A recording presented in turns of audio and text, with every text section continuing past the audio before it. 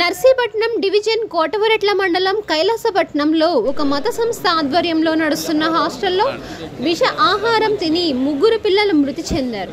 వీరిలో 2 ఆడపిల్లలు, 1 బాలుడు ఉన్నారు. ఈ హాస్టల్లో మొత్తం 86 మంది పిల్లలు ఉంటున్నారు. వీరిలో 27 మంది విష ఆహారం తిని అస్వస్థతకు గురయ్యారు.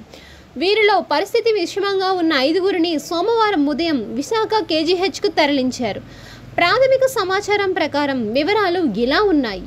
ఒక మత సంస్థ ఆధ్వర్యంలో నడుస్తున్న ఈ హాస్టల్లో 1 నుంచి 5వ తరగతి వరకు పిల్లలు ఉంటున్నారు. ఒక మత సంస్థ ఆధ్వర్యంలో నడుస్తున్న ఈ హాస్టల్లో ఉంటూ స్థానికంగా ఉన్న పాఠశాలలో వీరు చదువుతున్నారు. హాస్టల్లో ఉంటున్న పిల్లలకు బిర్యానీ పెట్టారు. ఈ బిర్యానీ తిన్న వెంటనే పిల్లలకు వాంతులు కావడంతో వెంటనే వారి తల్లిదండ్రులకు నిర్వాహకులు సమాచారం పంపారు. తల్లిదండ్రులు వచ్చి పిల్లలను తీసుకుని వెళ్ళిపోయారు. సోమవారం ఉదయానికి పరిస్థితి విషమించడంతో మెరుగైన చికిత్స కోసం నర్సీపట్నం ఏరియా హాస్పిటల్కి తరలిస్తున్న సమయంలో చింతపల్లి మండలానికి చెందిన సెద్దా భవానీ అనే ఆడపిల్లలు మరణించారు. కొయ్యూరు మండలానికి చెందిన జాషువా అనే బాలుడు కూడా మరణించాడు.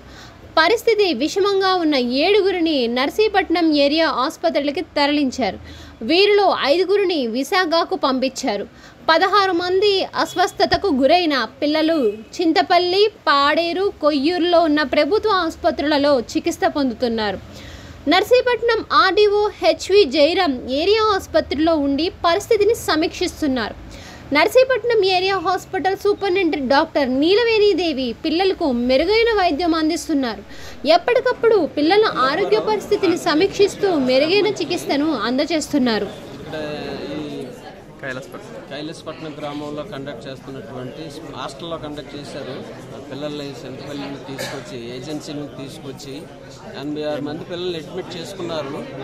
కాకపోతే దీనికి రిజెక్షన్ లేదు.